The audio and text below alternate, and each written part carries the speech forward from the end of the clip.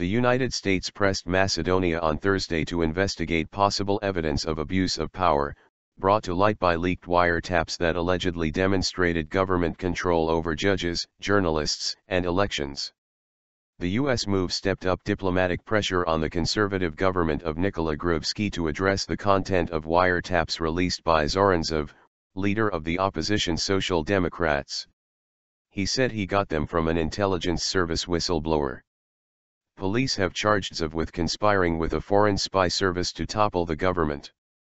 Hoyt Yee, U.S. Deputy Assistant Secretary of State for European and Eurasian Affairs, who was visiting Macedonia, said authorities were obliged to examine the content of the tapes, which purportedly include conversations involving Gruevski, cabinet ministers, and security chiefs, as well as journalists, judges, and religious figures.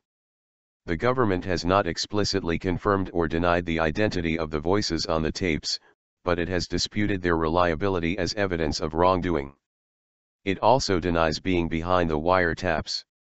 Yee told reporters after meeting Gruevski that while it was important to address the question of responsibility for the wiretaps and their release, there are also questions raised about the possibility of abuse of government power, which also need to be addressed.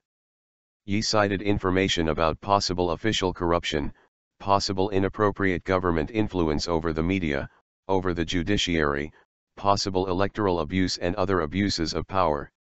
Gruevski did not address reporters after the meeting. Political opponents of the government said the tapes exposed an autocratic shift in Macedonia under Gruevski, who has been in power since mid-2006. The West's ability to encourage reform and the strengthening of democracy, a policy pursued across the Western Balkans, has been stunted in Macedonia by the fact that its bids to join the European Union and NATO have been blocked for years by a dispute with neighboring Greece over Macedonia's name.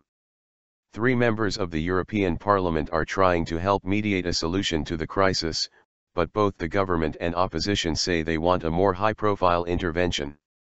Diplomats fear political instability may harm Macedonia's fragile interethnic peace, barely 15 years after it narrowly avoided civil war during fighting between government forces and ethnic Albanian guerrillas.